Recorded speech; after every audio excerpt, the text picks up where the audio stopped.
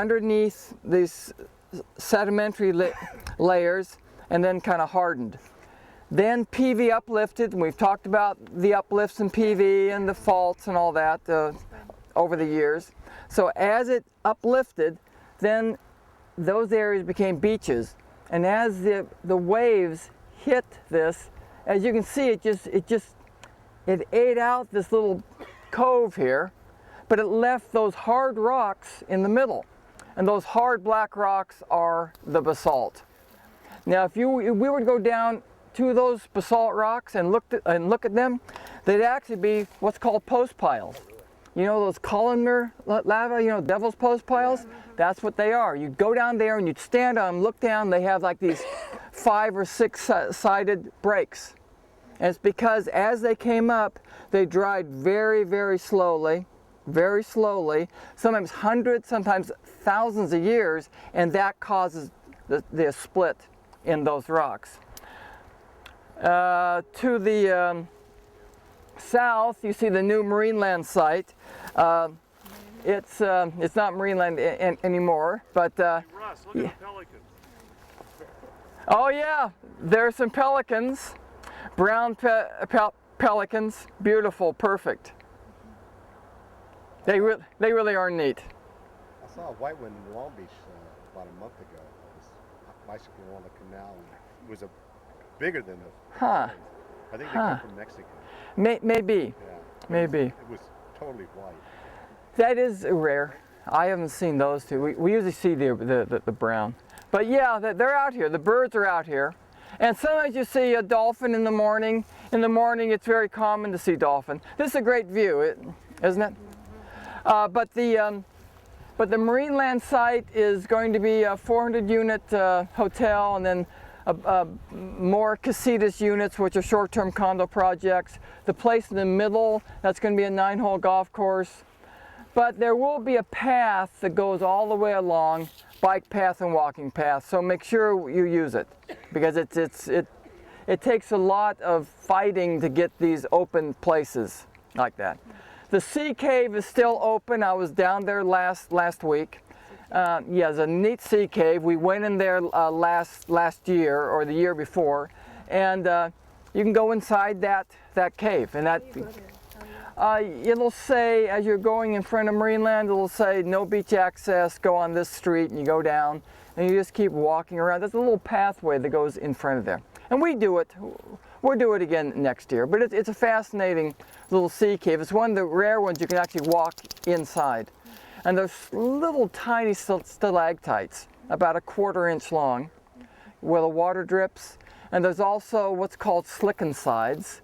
And slicken sides, because the sea cave at Marineland is a fault, 2 rocks that move past each other. So when you look at the very ceiling, you see these scrape marks. That's called slicken sides, where these 2 rocks pass by. But you can get in there. You can get in there today. Neat. Let's continue to walk. The thing that looks like an island? Yeah, well, the island and the one to the east of it. And that saddleback up that way? Is that St. Clemente or? Oh, no. No. Yeah, that's It's probably what they're saying. It's probably Newport. But it's so clear today. We're seeing things that we normally don't see. If we were higher up, we could see Santa Barbara Island. But today we're not seeing Santa Barbara. But yeah, we're probably looking at the Newport coast. Corner spiders, they're generally flat, and they have a hole that they make. And the spider hides inside the hole. And you can bring them out with a pitchfork. I mean, with a tuning fork.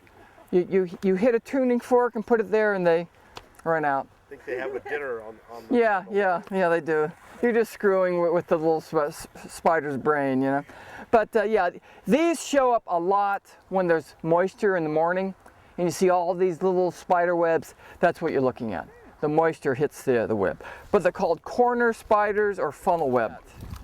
This is one of my favorite places in Palos Verdes. I mean, if you gave me a choice of any house in PV or this little farm, I'd take this little farm. I just love this place. It's probably been here since the turn of the 1900s, the turn of the century. there were a series of these little farms, and these are called marine cut terraces. This used to be a beach. They call the street down there, PV Drive, the 120,000 year terrace, because that was a beach 120,000 years ago. PV continued to uplift, and now the beach is quite a bit below. But these little farms were put on these wave cut terraces. And there's a little farmhouse inside those trees, and there's like a trailer. But what a great place to live. You're back off the street, you're in this little weird canyon, and you've been there since 1900, and you're growing stuff. Now they have a tendency to be growing cactus, and they have some artichoke. That's, where's the artichoke? And they have some corn, and they have a bunch, oh, the artichoke is right in front of us. It's closer to us. You see those big heads? Mm-hmm. And then you have the corn, you have all the cactus. What a fantastic place. Is it still Japanese? Probably not anymore. I mean, Annie's stand is, but she died. Annie's stand is more around the other side. It could be the Japanese. I don't know. There are people under the tree. Yeah, there's people underneath the tree. But what an idyllic life. I just think that is so fantastic. Now we're going to walk over to this military thing, to our Stone wall. two site, and this is military road. And what we would do is just roll out this metal, and we could go on top of it if it was muddy. So it's a military thing. Stay here, because I'm going to bring some stuff back. They used to use those for airport roads. Yeah, they use them for all kind of stuff. But I just stay there. Let me see if I can get some stuff.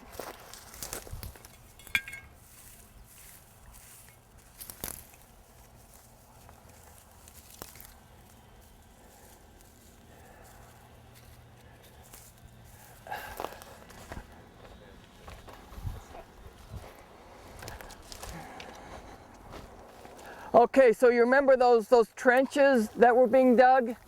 Yeah. Now this is a half of abalone, but there haven't been ones that big for a long time. This is only a piece of it, because it cut it in two. We get to see what kind it is. I think it's a black or a green. It's hard to tell from this side. So this is all your abalone. And it could be Native American or it could be Japanese. As we saw, a lot of the Japanese would dry their abalone, and that could have been a drying area. Yeah, this is a black. Yeah, I mean, and it's a good size abalone.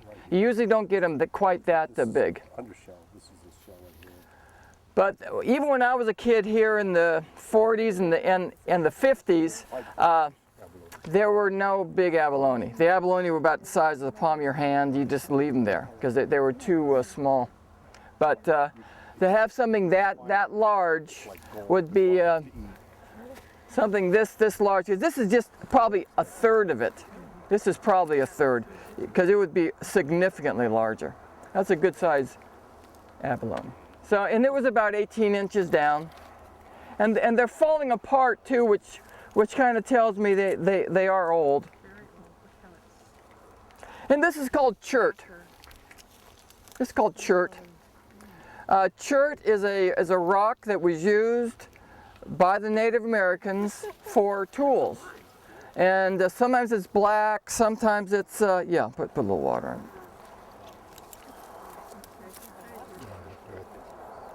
in. Okay, good.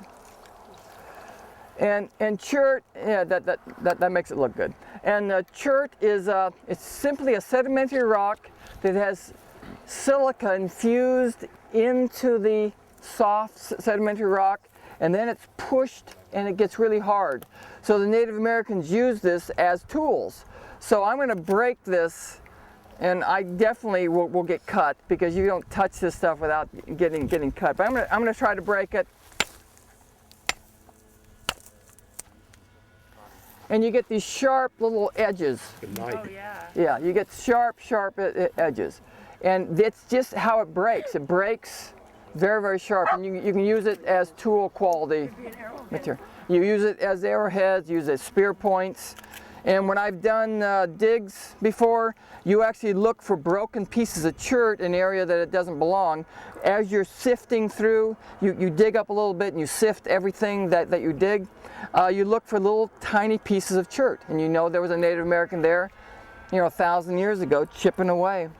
So, chert, microcrystalline silicon dioxide infused in a softer sedimentary rock. First of all, I did break that chert. I told you it was hard, so you can see. I mean, it really does cut. It's a great little tool, and you actually look for it. So this is called a gazania, and it's a South African plant, and you see them all over the place. But look what it's growing in. I mean, this is just junk. But the flowers aren't open yet, but the flowers are really neat looking. You need to bring a little hammer next time. I do. I mean, the flowers are a beautiful flower, and they grow without any coaxing. They just grow. They do have a tendency to be a bit invasive. So as you see this one, there's more all over the place. But if you have a small enclosed planter, they're a good little flower. You don't need to water them, and they work out pretty good. Why don't we shoot over here? This is the Nike missile base. As you can see, it's used for storage. Where the missiles are actually kept, you see that railing there and that rusty flat area right in front of us, kind of maybe 100 feet. In front of the green bin. Yeah, in front of the green bend. That's where the Nike missiles would actually be. And thanks. And so what it would do is those, and you can see a really good Nike missile base over at White Point. I mean, you can walk on and all that stuff. But it actually, the doors would close down. The missiles would come up. So nothing much has been done to it. It's just storage, and that's about it. Is there a large underground area? Yeah, there is, huge. I mean, that's the neat thing. There's still stuff there. So, okay, we are back. We're not done. Everybody wanted to go up on this little hill, including the dog. So, what you're looking at is Bubbles. That's Bubbles the whale. You see that big whale sitting there? That was the logo for Marineland, and that was out in front. And you were saying if you go to Google's Earth. Google Earth, yeah. Yeah, you go to, yeah, you can see this, but that's the little whale over there, and it's been sitting there for 20 years. Marineland closed in 1987, so it's been closed for 20 years, and it opened in the 50s, so it was open for about 30 years. It was like 56. Yeah, and so back by popular demand the last 30 seconds. Okay. Somebody speak. Okay, this is a base end station. It's probably not on the reserve where we were. It's in a little canyon. But the unique thing about this is it's just absolutely perfect. The lid hasn't been welded shut. You can see how they have this drip area in here, and that's so the water wouldn't run over in here. This is kind of like a little swale, and it would let the water run. It hasn't been graffitied. I mean, it's really perfect. There'd be two people inside here, and they lift up those metal shutters, so to speak, and they would look out and they'd spot enemy ships, and then they'd relay the coordinates to a command post, and there'd be 3 of these along the coast, and they'd triangulate, and then they'd blow off a gun at where we were just a little while ago, that 6-inch gun, or White Point, or Fort MacArthur, and then there'd be a spotter somewhere with a phone and say you're 20 feet to the left or 100 feet short or whatever, and then they'd redo it. When you find these base end stations, the lids are always welded shut. This one hasn't been touched. Come on over here, Peter. This one even has a